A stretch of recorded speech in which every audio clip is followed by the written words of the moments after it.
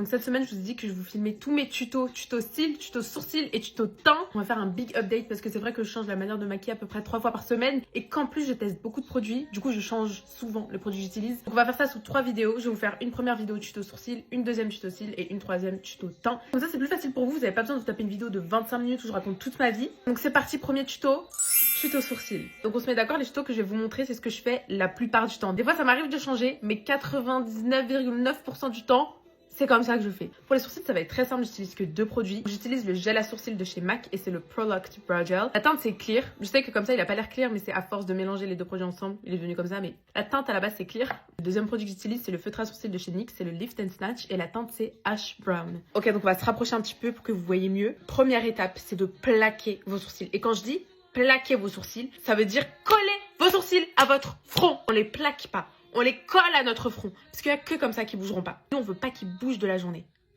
Donc ce qu'on va faire, c'est qu'on va prendre notre petit gel de chez MAC. En fait, je sais pas si vous connaissez ce gel là ou pas, mais sa particularité, c'est que la brosse, elle est un côté picot et un autre côté plat. En fait, c'est très pratique pour plaquer vos sourcils après.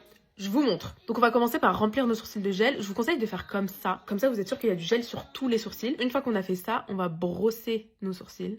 Et une fois qu'ils sont bien brossés comme ça, vous allez tourner la brosse. Donc là, on n'utilise plus le côté à picot. On utilise vraiment le côté de la brosse, le côté plat. Et c'est là qu'on va venir les gluer à notre front. Vous allez le poser comme ça et vous allez appuyer. Littéralement, il faut les coller. Une fois que vous avez fait ça, vous allez juste rabattre le dessus comme ça.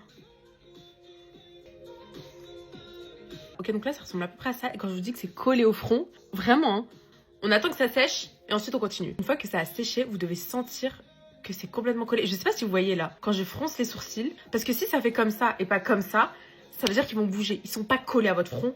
Recommencez. Ok, vu que maintenant on a cette confirmation là, on peut passer à l'étape d'après, qui est le nettoyage. Vous allez nettoyer tout le tour de votre sourcil. Pourquoi? Pour retirer tout le gel que vous avez mis autour. Même si vous avez l'impression qu'il n'y en a pas, je vous jure qu'il y en a en bas, sur les côtés. Enfin, il faut vraiment nettoyer partout. Parce que si vous laissez du gel et qu'après vous vous maquillez par-dessus avec les pinceaux en faisant des va-et-vient, etc., ça va retirer le gel qu'il y a sur votre peau. Ça peler, ça peut faire des taches, etc. Donc on retire tout ce qui a pas son sourcil. Maintenant que votre sourcil est plaqué et nettoyé, vous allez prendre votre Lift and Snatch et vous allez simplement venir dessiner des faux poils. Moi, je vous montre ce que je fais, mais vous faites vraiment ce que vous voulez, la forme que vous voulez. C'est vous qui voyez ce que vous préférez. Moi, en premier, ce que je fais, c'est que je vais remplir mes petits trous. Vous voyez que moi, j'ai pas beaucoup de sourcils.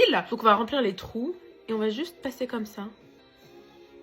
Personnellement, je commence par la fin de mon sourcil parce que c'est là que j'en dessine le plus. Et plus je me rapproche de la tête du sourcil, moins je dessine de poils. Parce que je préfère que mon sourcil soit plus foncé à la fin qu'au début. Et ce que j'aime bien faire des fois, c'est que avec ça, je vais dessiner un genre de petits traits en bas comme ça pour donner une vraie forme à mon sourcil parce que je vous ai dit, ils sont pas trop remplis. Donc je fais une fausse forme avec ça. Vous voyez, je fais une genre de ligne comme ça et après avec mon doigt, je fais un peu ça pour la fondre dans le sourcil. Mais bon, en vrai, même sans la fonte, ça se voit pas trop. Donc ok, ce qu'on va faire maintenant qu'on a fini avec le feutre à sourcils, c'est qu'on va reprendre le démaquillant et qu'on va repasser une dernière fois autour. Ça me permet d'arranger une dernière fois la forme et de tout renettoyer. Mais voilà, du coup, avant, après, vous avez vu, c'est assez rapide. Et quand je vous dis qu'il va pas bouger, hein, vous pouvez vous maquiller par-dessus, mettre vos pinceaux, etc. Il bougera pas.